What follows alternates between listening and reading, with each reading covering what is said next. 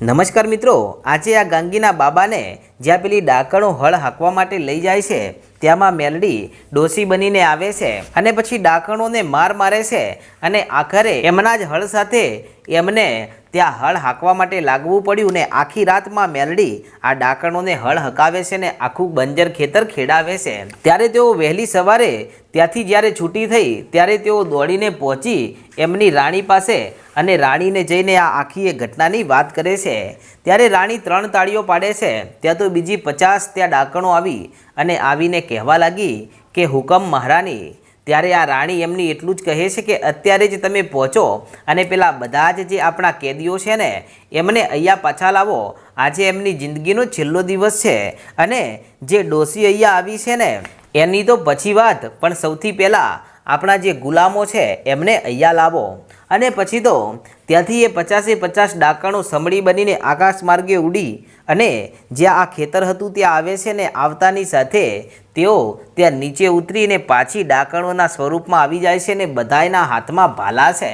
અને પછી તેઓ આ બધા જ જે કેદીઓ છે એમને ડરાવવા લાગીને કહે છે કે આજે તમારું મોત આવ્યું સમજો અને તમે ગમે તે યુક્તિ કરી હોય અને આજે આખી રાત અમારી જે દાસીઓ છે એમની પાસે તમે હળ હંકાવ્યું છે ને, પણ હવે તમે જોજો કે આજે તમને કેવું મોત મળે છે। અને આમ આટલું કહી અને પછી તો આ બધાયને ત્યાંથી લઈ અને ચાલતી ચાલતી ડાકણો પેલા પાંજરા પાસે પહોંચે છે અને પાંજરા પાસે પહોંચતાની સાથે જ તેમાં આ બધા માણસોને પૂરી દીધા અને હવે ચારે બાજુથી આ પાંજરાને બંધ કરી નાખ્યું છે અને પાંજરાની ગોળ ગોળ હવે આ બધી જ ડાકણો આંટા ફેરા કરી રહી છે અને કહે છે કે કોણ હતી એ ડોસી? અરે એ ડોસીમાં એટલી બધી હિંમત હોય ને તો હવે આવી જાય અમારી સાથે। અરે એણે જેમની પાસે હળ હંકાવ્યું છે ને એ તો અમારી દાસીઓ હતી અને ખરી શક્તિવાન તો અમે છીએ અને અમારી રાણી છે। આમ કહીને તેઓ હવે આ જે કેદીઓ છે એમને ડરાવી ધમકાવી રહ્યા છે। ત્યારે ગાંગીના બાબા એટલું કહે છે કે હવે અમને લાગી ગયું છે કે અમને હવે કોઈ અહીંયા મારી નહીં શકે અને એ ડોસીમાં જે કોઈ પણ અહીંયા આવ્યા છે ને તેઓ અમને જરૂર બચાવશે અને અમને બચાવીને અહીંયા તમારી માયાજાળમાંથી છોડાવીને પાછા લઈ જશે। ત્યારે આ ડાકણને ગુસ્સો આવ્યો અને ગુસ્સો આવતાની સાથે તે પાંજરું ખોલીને અંદર આવે છે ને ગાંગીના બાબાને કહે છે કે તમારી એ ડોશીમાં એટલી હિંમત હોય ને તો એને કહો કે અત્યારે જ અહીંયા આવે અને આવી અને આ પાંજરામાંથી તમને છોડાવી જાય, નહીતર આજે જો તમને બધાયને જીવતા આ પાંજરામાં ના સળગાવું તો પછી કહેજો।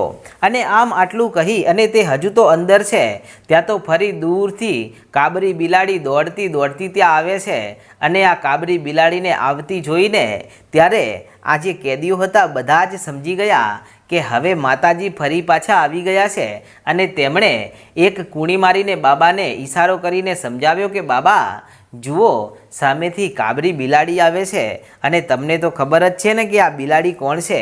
ત્યાં તો બાબાના હરખનો કોઈ પાર ના રહ્યો ને તેઓ કહેવા લાગ્યા કે હવે તું એમ કહેતી હોય ને કે તું અમને જીવતા સળગાવીશ તો જા, તારામાં એટલી તાકાત હોય ને ત્રેવડ હોય ને તો અમને જીવતા સળગાવ, નહીતર જો તારા હાથની વાત ના હોય ને તો જા તારી જે રાણી છે ને એને મોકલ, એને પણ આજે ભાનમાં લાવી છે। અને ત્યાં તો આ ડાકણને ઘણો બધો ગુસ્સો આવે છે અને પછી તે આ પાંજરાની અંદર આ જેટલા પણ કેદીઓ છે એમને ઢોર મારવા લાગે છે। પણ ત્યારે આ બાજુ બિલાડી તે ચાલતી ચાલતી પહોંચે છે જે દિવાલો ઉપર સળગતી લાઇનસર જે મસાલો લગાવેલી છે અને આ સળગતી મસાલો એ બિલાડી તેના મોઢામાં લઈ અને નીચે પાડે છે અને નીચે પાડ્યા પછી આ મસાલને પોતાના મોઢામાં લઈ અને ચાલતી ચાલતી આ પાંજરા પાસે આવે છે અને પાંજરા પાસે આવ્યા પછી તેણે આ પાંજરાને સળગાવવાનું શરૂ કર્યું। ત્યારે બધી જ આજુબાજુમાં રહેલી ડાકણો હસવા લાગીને કહે છે કે આ બિલાડી આ પાંજરાને સળગાવવા આવી છે, એને ખબર નથી કે આ પાંજરું અમે એવા ધાતુઓથી બનાવ્યું છે કે જેને સળગાવવું કોઈ નાના મોટા ખેલાડીની વાત નથી। અરે આ તો કોઈ મેલી વિદ્યાનો જાણકાર હોય ને અમારા જેવી કામરૂ દેશની વિદ્યાનું જે જાણકાર હોય ને એનાથી આ પાંજરું સળગે, બાકી તમારા હાથની વાત નથી કે આમ પાંજરું સળગાવી શકો. અને આ બિલાડી જે કોઈ પણનો અવતાર હોય, પણ આજે એ ભલે પાંજરું સળગાવવા આવી, પણ જો એને જીવતી જવા દઈએ તો કહેજો. પણ ત્યાં તો બિલાડી કે જે પાંજરું સળગાવવાની શરૂઆત કરે છે અને પછી તો ચારેય બાજુથી પાંજરું એકી હારે સળગવા લાગ્યું અને પછી તો આ મોટા પાંજરામાં ચારેય બાજુથી આગ લાગી જાય છે. તેથી અંદર રહેલી આ ડાકણ કહેવા લાગી કે આ પાંજરું સળગાવ્યું કોણે? ત્યારે બહાર રહેલી ડાકણો કહે છે કે સામે જે બિલાડી ઊભીને એણે આ પાંજરું સળગાવ્યું છે. કે તો તમે અત્યારે જ દોડો આ બિલાડીની પાછળ અને એને પકડીને અહીંયા મારી પાસે લાવો. આ સળગતા પાંજરામાં નાખીને એને જો સળગાવી ના નાખું તો મારું નામ બદલી નાખજો. અને પછી તો ત્યાં જે પાંજરાની પહેરેદારી કરી રહી હતી એ બધી જ ડાકણો આ જે કાબરી બિલાડી હતી એની પાછળ દોડે છે. ત્યારે બિલાડી ઘડીકમાં ત્યાં એમના ગઢના કાંગરા ઉપર ચડી જાય છે અને ઘડીકમાં ત્યાંથી નીચે ઉતરીને પાંજરા ઉપર ચડી જાય છે. અને આ સળગતા પાંજરા ઉપર જ્યારે ડાકણો પહોંચે છે ત્યાં તો બિલાડી ત્યાંથી નીચે ઉતરે છે ને આમ તેમ દોડાવે છે. અને ત્યારે કંટાળી અને અમુક ડાકણો તો સંભળી બની અને આ બિલાડીને પકડવાની કોશિશ કરે છે. પણ માં મેલડીએ એવી રમતીઓ માંડી છે કે એક પણ ડાકણ બિલાડી સુધી પહોંચી શકતી નથી. અને આખરે આખું એ પાંજરું ત્યાં સુધીમાં તો ભળભળ બળવા લાગ્યું અને પછી તો પાંજરાનો એક છેડો તૂટીને નીચે પડ્યો. ત્યારે આ જેટલા પણ કેદ કરેલા માણસો હતા તેઓ ત્યાંથી ફટાફટ બહાર નીકળી ગયા. અને તેઓ બહાર જેવા નીકળી ગયા ત્યારે બિલાડી જ્યારે આ પાંજરાની પાસે આવી ત્યારે ફરી પાંજરું વખાઈ જાય છે. અને હવે પાંજરું વખાઈ ગયું છે ને એની અંદર એક ડાકણ રહી ગઈ છે ને એ એમ જ કહેતી હતી કે તમારી ડોશીને અહીંયા બોલાવો અને જો એને જીવતી ના સળગાવું તો મારું નામ બદલી નાખજો. આજે એ જ ડાકણ આ સળગતા પાંજરાની અંદર ફસાણી છે. ત્યારે આ બાબા પોતાના બધા જ ભાઈબંધોને કહે છે કે જોયું ને ભાઈ, આ પાંજરામાં તો એ ડાકણ પોતે સળગી રહી છે ને હવે તે રાડો પાડી રહી છે. અને પછી તો જ્યારે આ પાંજરામાં જ્યારે આગની લપટો ઊંચે જવા લાગીને આ ડાકણનું શરીર જ્યારે બળવા લાગ્યું ત્યારે તે કામરૂ દેશની વિદ્યાનો પ્રયોગ કરે છે બહાર નીકળવા માટે.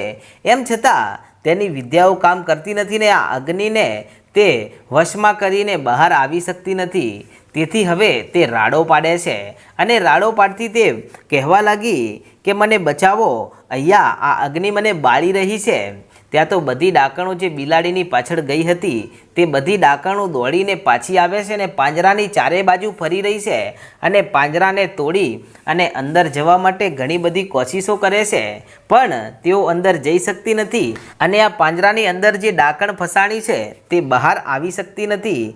કેમ કે એમને તો આટલા દિવસ એમ હતું કે કામરૂ દેશમાં એમનું રાજ ચાલે છે અને એમની મુખ્ય રાણી છે અને એ મહાન કામરૂ દેશની વિદ્યાની જાણકાર છે અને એની પાસે બધી જ વિદ્યાઓ છે અને એણે જ આ પાંજરાની રચના કરી છે. તો પછી આ પાંજરાને એના સિવાય બીજું કોઈ નહીં તોડી શકે. તેથી અંદર બળી રહેલી આ ડાકણ એટલું જ કહે છે કે અત્યારે જ તમે મહારાણીને બોલાવી લાવો, એમના સિવાય આ પાંજરું કોઈ નહીં તોડી શકે.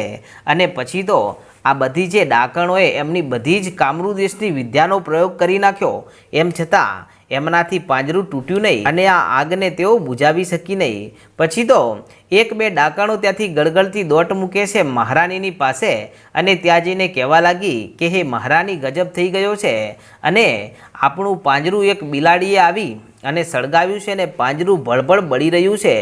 ત્યારે આ રાણી હસવા લાગીને કહે છે કે તો સારું કહેવાય ને, એમાં પેલા બધા જ કેદીઓ બળીને ખાક થઈ જશે. કે ના મહારાણી, એવું નથી, પરંતુ ઘટના તો એવી બની છે કે એ બધા જ કેદીઓને બહાર કાઢી દેવામાં આવ્યા છે અને હવે પાંજરું ફિટ થઈ ગયું છે અને એમાં આપણી એક દાસી ભળભળ બળી રહી છે.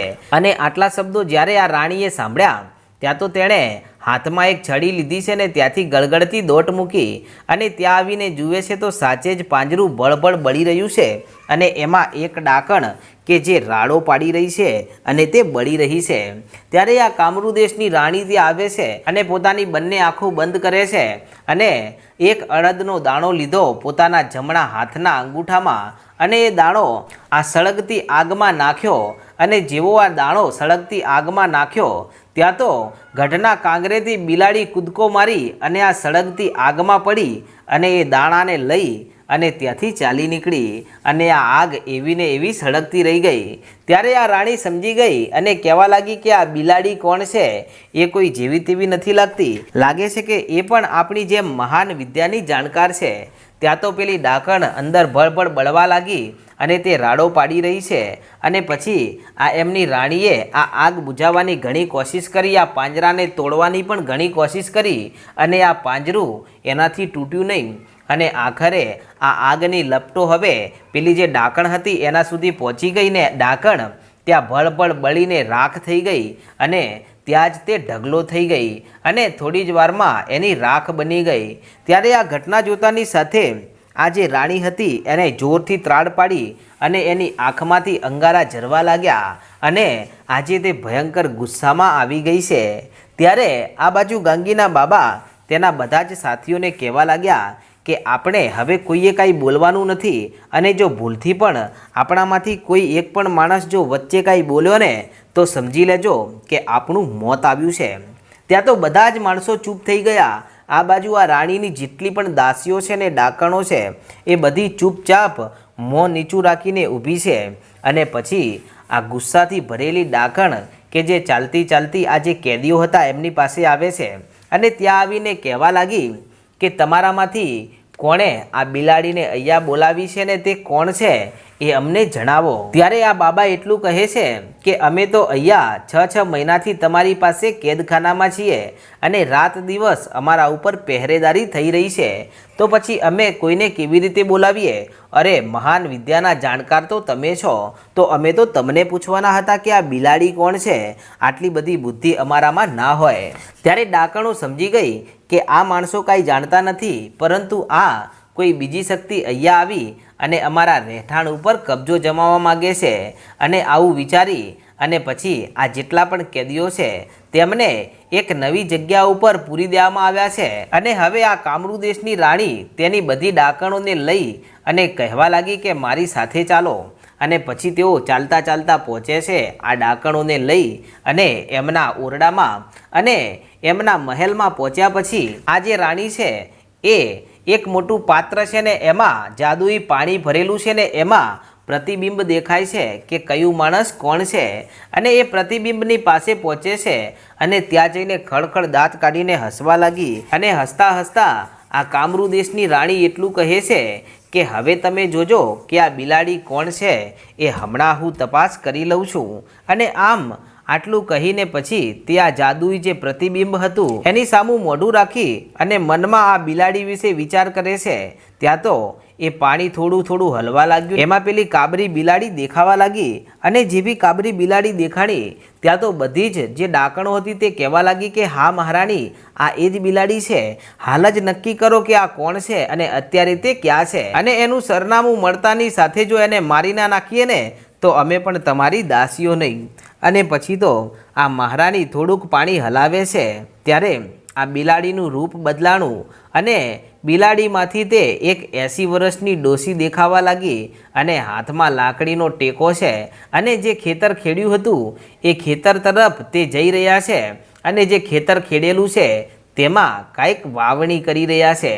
ત્યારે આ ઘટના જોઈ અને આ બધી ડાકણો મનમાં વિચાર કરવા લાગી કે આ ડોસી કોણ હશે અને પછી તેઓ આ જાદુઈ પ્રતિબિંબમાં આ ડોસી કોણ છે એ તપાસ કરવાની ઘણી કોશિશ કરે છે, પણ ત્યાં તો ડોસીમાં કે જે નીચું નમી મરક મરક હરખાઈ રહ્યા છે ને કહે છે કે કામરૂ દેશની ડાકણોમાં અને કામરૂ દેશની વિદ્યામાં એટલી તાકાત નથી કે મને ડોસીને ઓળખી બતાવે કે હું કોણ છું। અને ત્યારે આ ડોસી સિવાય બીજું કાંઈ પ્રતિબિંબ મળ્યું નહીં, તેથી આ જે કામરૂ દેશની રાણી છે તે કહેવા લાગી કે આ બીજું કોઈ નહીં પરંતુ આ એ ડોસી જ છે અને તે ભારે વિદ્યાની જાણકાર છે, પરંતુ અત્યારે લગભગ 20 જેટલી ડાકણો અત્યારે જ એ ડોસી પાસે જાઓ અને એનો વધ કરી નાખો અને એને માર્યા વગર અહીંયા પાછી આવતી નહીં, નહીતર હું તમને મારી નાખીશ કે ભલે મહારાણી। અને પછી તો હવે આ 20 ડાકણો કે જે સમડી બની જાય છે અને ભર્યા હથિયાર સાથે તે હવે નીકળી છે ને મિત્રો પછી શું ઘટના બને છે તેનો ઇતિહાસ આપણે આગળના ભાગમાં જોશું। અને તમે આપણી ચેનલ પર પહેલી વાર આવ્યા હોય તો આજે જ આપણી ચેનલ રાજા મેલડીને સબસ્ક્રાઈબ કરવાનું ભૂલશો નહીં। જય માતાજી।